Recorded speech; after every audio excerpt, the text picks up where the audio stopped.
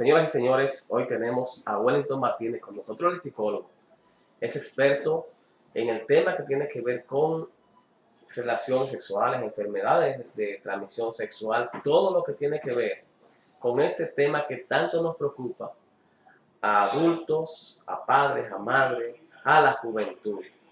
Incidencia de enfermedades sexuales a nivel de la juventud, a nivel de los adultos, a nivel del país, de la provincia, del municipio. Wellington, buenas tardes. Sí, muy buenas tardes, Julio. Encantado de estar aquí en tu programa y compartir con todo el público que te sigue, tanto de aquí de San Cristóbal como a nivel del mundo. Qué bueno tener la oportunidad de estar contigo aquí. ¿Qué son las enfermedades de transmisión sexual? Primero que nada. Sí, mira, las infecciones de transmisión sexual, como su nombre lo indica, son infecciones que se transmiten a través de las relaciones sexuales. Estas están categorizadas, hay distintos tipos. Algunas son producidas por hongos, otras por bacterias, otras por virus. Pero algo en general que tienen es que todas suelen ser una puerta de entrada al virus de inmunodeficiencia humana, que es el VIH. Todas pueden ser la puerta de entrada al SIDA. Claro, sí, al VIH sobre todo. Acuérdate que hay una diferenciación entre VIH y SIDA, hay una diferencia. VIH es el virus de inmunodeficiencia humana, que es el virus que provoca el síndrome de inmunodeficiencia adquirida, que es conocido como SIDA. Entonces, las infecciones de transmisión sexual, una vez que están colocadas en los genitales de una persona, pues son una parte que favorece, vamos a decir, la entrada del virus al cuerpo humano. O sea, que si te expones al virus del VIH teniendo una infección de transmisión sexual, la posibilidad de infectarse aumenta, son mayores. Wellington, la juventud, sobre todo, con estos apetitos sexuales y muchas veces sin la debida protección, muchas veces sin la debida educación, ¿a qué se expone? Bueno, mira, es muy importante eso que tú planteas, Julio.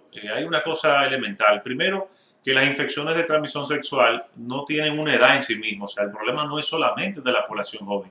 Aunque la población joven, que es por lo general la población más activa sexualmente, Exacto. es la que más se expone. Pero también las infecciones no tienen edad en ese sentido. O sea, toda persona que se expone a una relación sexual sin protección está vulnerable a poder infectarse.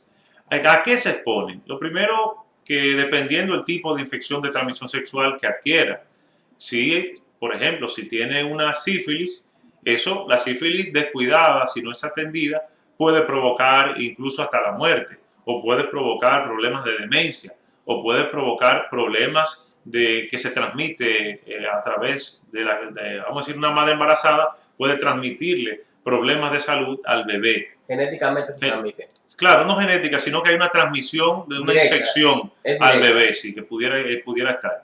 Pero también hay otras que son menos dañinas en ciertos momentos. Por ejemplo, una de las infecciones de transmisión sexual que más se conoce aquí en San Cristóbal, que la gente la menciona todos los días, es el virus del papiloma humano, VPH, como es más conocido.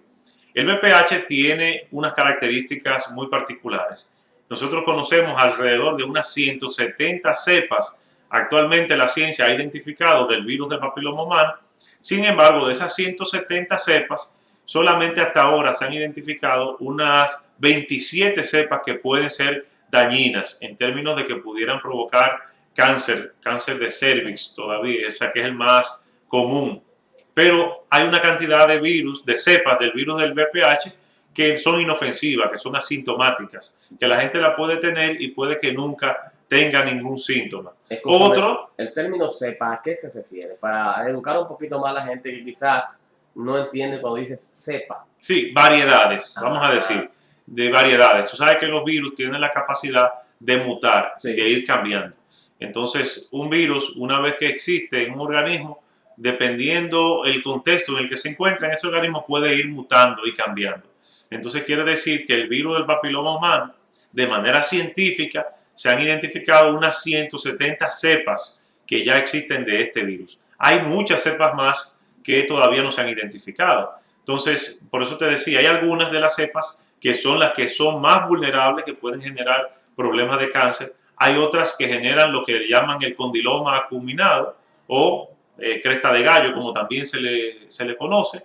esas son tratables, o sea, el virus lo vas a tener siempre, pero se puede a través de procesos de crío, se puede trabajar para eliminar las verrugas.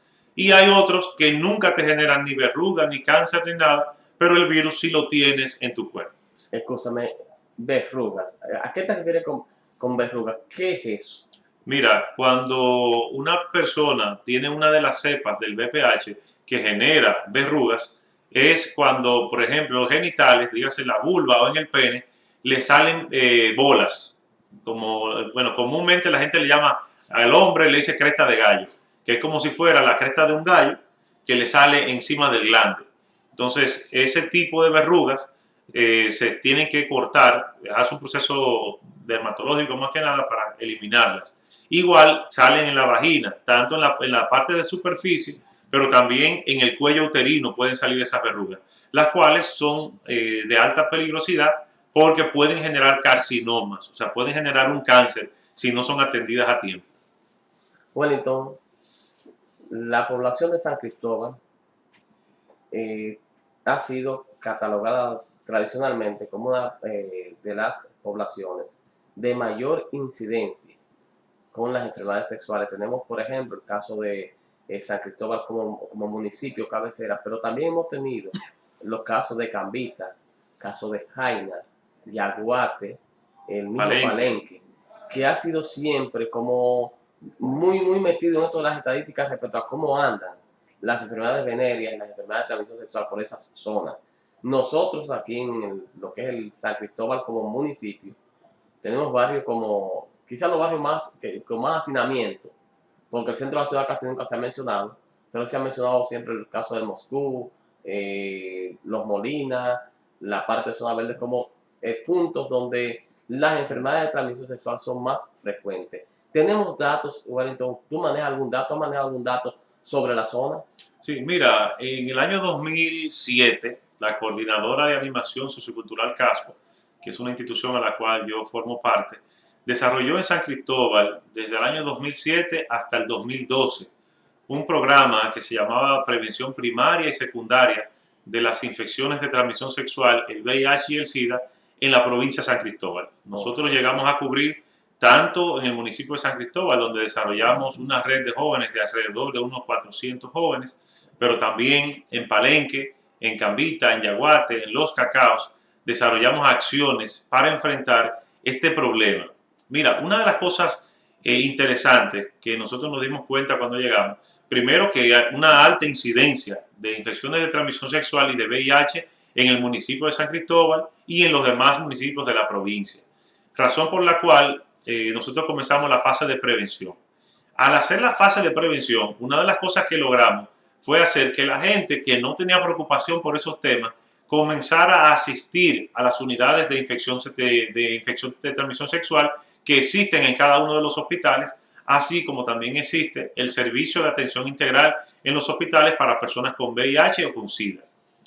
En ese momento, la tasa de incidencia de VIH en San Cristóbal estaba rondando el 1.4% de la población. Sin embargo, hay escalas que es importante conocer. Cuando tú dices que el 1.4% de la población tiene VIH, por ejemplo, tú estás diciendo también que dentro de ese 1.4 hay poblaciones que son más vulnerables que otras. Por ejemplo, de las cosas que hemos identificado es que en población usuaria de drogas, la tasa de VIH es mucho más alta. En población con bajo nivel de escolaridad, la tasa de VIH es más alta. En población LGTB, población gay, lesbiana, también la tasa es un poquito más alta. Entonces, nosotros enfocamos actividades hacia esas poblaciones. La tasa como tal de incidencia de las infecciones de transmisión sexual no se manejan de manera gruesa. ¿Por qué? Porque tú la tienes que segmentar. Si tú me dices cuál es la tasa de infección en sífilis, ahí sí te pueden decir una tasa más o menos de por dónde anda. Si tú me dices cuál es la tasa de infección en papiloma humano, ahí no sé si te la darán la información, pero es altísimo. ¿Por qué? Porque la posibilidad de que una persona activa sexualmente tenga VPH puede rondar el 70%, o sea, es muy alto. Es igual como también el herpes genital, que son infecciones que es altísima la tasa de la población que puede tenerla. Y hay personas que tienen herpes genital o virus de papiloma humano y nunca en su vida se dan cuenta que lo tuvieron. Y entonces por eso hay esa situación. Con el caso del VIH, de manera particular, sí tengo que decirte, Julio, que después que nosotros salimos de ese programa que desarrollamos desde el 2007 al 2012, logramos un cierto nivel de estabilización de la epidemia en la provincia. O sea, se estabilizó el grado de crecimiento de la epidemia. Pero ¿qué pasó? Se descuidó a partir del 2012 los programas de prevención y atención que se estaban desarrollando. Al descuidarse, hoy en día hemos vuelto a tener una alza. O sea, otra vez la epidemia de VIH comienza a crecer y es normal que si uno descuida los trabajos de prevención, pues comience a crecer otra vez la epidemia. Esto hay que atenderlo. Por eso nosotros en Casco estamos promoviendo ahora, el día 1 de diciembre, que es el Día Mundial del SIDA, estamos promoviendo un gran encuentro con todos los promotores y promotoras de salud que se formaron en Casco para que participen en un encuentro que vamos a hacer donde vamos a unificar criterios para aprovechar las personas formadas que tenemos y ver cómo comenzamos, junto con las autoridades de la Dirección Provincial de Salud, ver cómo comenzamos otra vez a sensibilizar a la población, a dar información, porque hay estrategias muy claras, Julio, de cómo enfrentar y cómo disminuir el VIH sobre todo y las infecciones de transmisión sexual. Pero para eso necesitamos compromiso y necesitamos trabajar en equipo. Wellington, yo he estado, tengo más o menos un mes, tratando de que tanto la Dirección Provincial de Salud Pública como la regional me permitan los datos que ellos manejan, estadísticos, respecto a las enfermedades de transmisión sexual aquí en San Cristóbal, y por qué no, quizás en la región completa. Sin embargo, me ha sido imposible. El doctor Hilario ha hecho todo el esfuerzo, me consta, porque siempre me dice, Julio, mire, estoy llamando a fulana, el fulano está de vacaciones, pero a la fecha aún no tenemos datos específicos que llevar a la población, y eso particularmente me preocupa porque una población que no conoce la incidencia de una enfermedad sobre su entorno muchas veces no es capaz de cuidarse. Claro. El desconocimiento muchas veces lleva a la gente a pensar, no, aquí está todo bien, aquí está todo excelente, no tenemos ningún tipo de problema, y se siguen descuidando. Nosotros llamamos la atención de las autoridades respecto al tema de informar, de dar mayor cobertura a esas informaciones, de llevarla más a la gente, porque es muy fuerte cuando te encuentras que una persona, un jovencito, una jovencita, tiene una enfermedad como que tiene el virus del VIH y es propenso en cualquier momento a que ese virus le desarrolle alguna enfermedad y termine con su vida.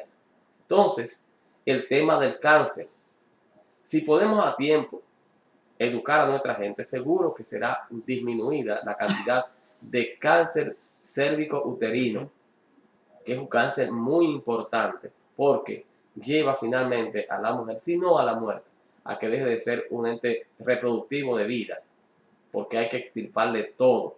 Entonces, pienso que las autoridades, y atención, le estoy haciendo un llamado por este medio, tanto a la dirección regional como a la provincial, para que por favor nos den más informaciones, que tengamos a la población mucho más enterado de qué nos está pasando. Sí, mira Julio, esos datos que tú estás solicitando, la Dirección Provincial de Salud debe tenerlos por obligación, porque esa información se levanta en cada hospital y hay unos registros muy rigurosos que se levantan tanto en las unidades de infecciones de transmisión sexual como en el servicio de atención integral. De hecho, aquí la Dirección Provincial de Salud cuenta con una de las estrellas en esos temas, que es la licenciada Olfa de León, que maneja una cantidad de datos increíbles y que es una persona muy comprometida con el tema y que tiene muchísimos años de experiencias. Entonces yo creo que a través de la Dirección Provincial se puede conseguir, habría que formalizar quizá la solicitud y ver qué gestiones hacemos, pero eso se puede conseguir y además es una información que puede servir para educar. Una de las cosas que uno se ha cuidado es de no generar miedo en la población, de no usar esos datos para generar temor, porque no se trata de temor, se trata de hacer conciencia, de que la gente vea que son infecciones que están ahí, que uno convive diariamente con ellas, que nos exponemos a ellas y que hay formas de prevenirlas. y si las prevenimos, pues lo mejor que podemos hacer. Wellington, hemos visto que la Dirección Regional de Salud, esto tenemos que decirlo públicamente, ha dedicado tiempo y recursos ahora con esto de estar distribuyendo dispensadores de condones, dispensadores para protección. Esto es un programa que se marca dentro de los acuerdos que tiene la institución con instituciones internacionales que tratan de disminuir la incidencia de enfermedades a nivel de la población en general. ¿Qué tan efectivo es el uso de un preservativo para evitar cierto tipo de enfermedades y cuáles enfermedades, aún con el preservativo, no necesariamente se evitan porque se transmiten de otra manera? Sí, mira, el preservativo está demostrado que es una herramienta muy eficiente para evitar las infecciones de transmisión sexual y el VIH. O sea, una persona que usa correctamente el preservativo es muy poco probable, o sea, no probable que se infecte. Sí hay algunas cosas, por ejemplo, no hacemos nada con simplemente dar un preservativo si no enseñamos el uso del preservativo como debe hacerse. Muchas veces la gente tiene un preservativo guardado en una cartera, 2 o 3 meses, y en un momento se le presenta una relación sexual y usa ese preservativo que ya no le protege nada realmente. Explícame eso. Atención en el barrio San Isidro, los amigos míos. Cuéntame de eso. Claro, porque mira, el preservativo debe mantenerse a una temperatura ambiente. Además, una de las cosas que tú debes ver es la fecha de vencimiento. También un preservativo que tú lo tienes presionado en una cartera, cogiendo calor y fricción, pues se va a dañar, se va a dañar el látex. Y entonces cuando la mayoría de hombres lo hacemos. Que lo hacemos, muchísimos hombres andan con un preservativo en una cartera y entonces se maltrata. ¿Qué quiere decir esto? Que cuando lo van a usar es un preservativo que ya no sirve y por tanto no le protege. Lo otro es que al no saber usarlo, muchas veces tú ves hombres usando un preservativo y lo abren con los dientes y corre el riesgo de dañarlo también, de pincharlo. Y al hacerlo, pues entonces pone en riesgo, se pone en riesgo él mismo, pero también a su pareja. Entonces, no es solamente dar el preservativo, es educar en cuál es su uso y cómo debe usarse. Una cosa sí es importante.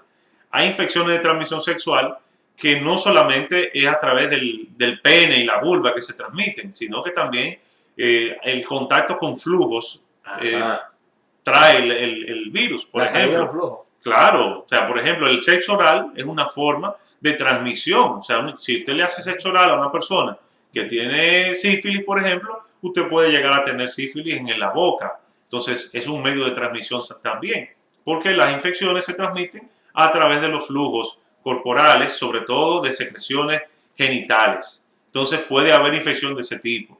Si se usa correctamente, es muy poco probable o imposible que haya una infección. O sea, que es correcto disponer de preservativos, pero tiene que estar acompañado de un proceso de prevención y de educación para que la gente aprenda a usar esa herramienta que es el preservativo.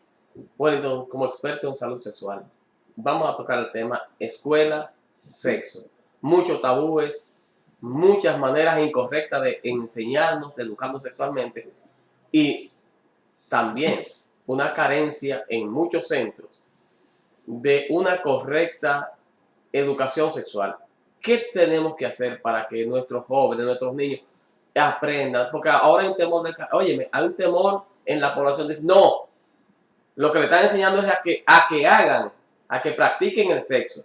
Lo que lo están llevando a que sean homosexuales. Cuéntanos qué es lo que está pasando. Sí, mira, una de las principales razones por las cuales nosotros como país no hemos logrado tener una educación sexual amplia, vamos a decir, neutral, pero una educación sexual en las escuelas, ha sido ese grado de conservadurismo que hay en la sociedad y sobre todo, tengo que decirlo, que pesa, pero la influencia que han tenido las iglesias en evitar la educación sexual, lo cual es un atraso que hemos tenido como sociedad, porque todos los países del mundo saben que todos los seres humanos, parte de sus necesidades biológicas son las relaciones sexuales y que una persona en el momento que comienza a desarrollar, que comienza ese proceso hormonal de desarrollo, comienza también a desarrollarse lo que es el apetito sexual.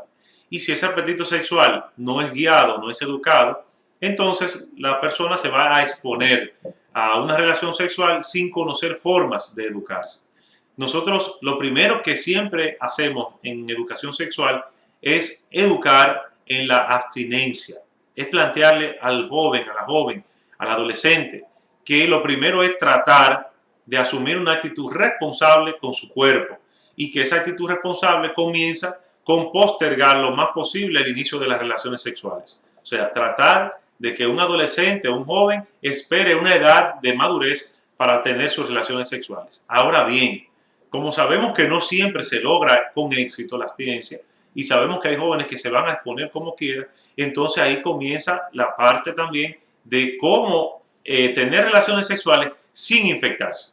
Entonces, uno de los problemas que hemos tenido es esa, la iglesia. Yo me alegré mucho hace unos días cuando una pastora de aquí de San Cristóbal dijo, ¿verdad? Habló de los orgasmos y habló de la relación sexual y de cómo la iglesia asume esa educación sexual y me alegró. La pastora Pablita. Sí, Pablita habló del tema. Me alegró porque quiere decir que las iglesias comienzan a hacerse más sensibles con el tema de la educación sexual y que es un problema de salvar vidas. De hecho, ya hay un movimiento católico que promueve el uso de preservativo como una manera de evitar muertes. Y también en África, una gran representación de la Iglesia Católica habló del tema también. Porque no sé si tú sabes que África subsahariana tiene aproximadamente un 10% de su población infectada. Entonces, ¿cómo uno va a ir a África y le va a decir no se protejan, tengan relaciones así, sabiendo que el 10% de la población de África subsahariana tiene VIH? O sea, sería una irresponsabilidad. Entonces, con eso ya se ha logrado avanzar un poco, todavía hay mucho que avanzar, sin embargo, las escuelas y la educación formal tienen un rol muy importante en la educación sexual de nuestros jóvenes y, por tanto, en la educación en salud, para evitar que se nos enfermen y se nos muera esa población. Bueno, Wellington, la verdad es que seguir hablando sobre este tema que es tan importante, porque, señores, yo siempre digo que nosotros como seres humanos tenemos que revisar muchas cosas. Usted se fuma un cigarrillo delante de su hijo, pero usted no es capaz de decirle a su hijo cómo debe usar un preservativo. Y fíjese, el cigarro le hace mucho más daño usted fumárselo antes de él que usted enseñarle. Porque cuando le enseña cómo usar correctamente un preservativo, le va a cuidar su salud. Así es. Sin embargo, nosotros somos muy dados a hacer las cosas que no son correctas y las correctas no enseñarlas.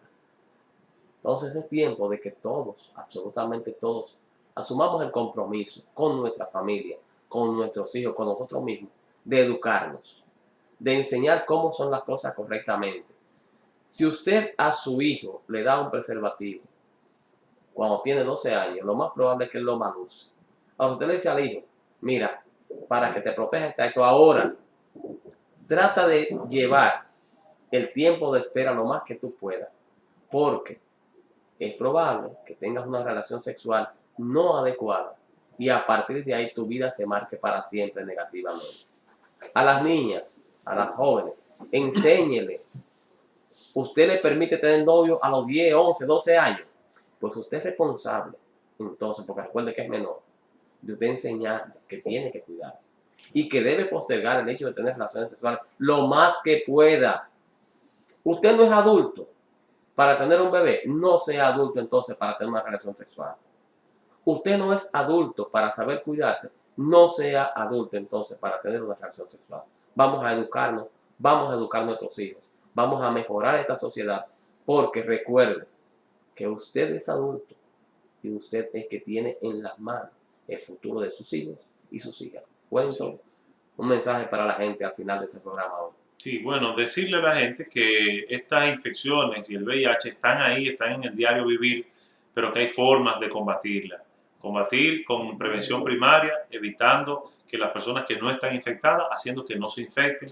Prevención secundaria, que es evitar que aquellos que ya están infectados, pues entonces que no lleguen a desarrollar SIDA y que puedan tener su carga de VIH en una posición indetectable, que es posible.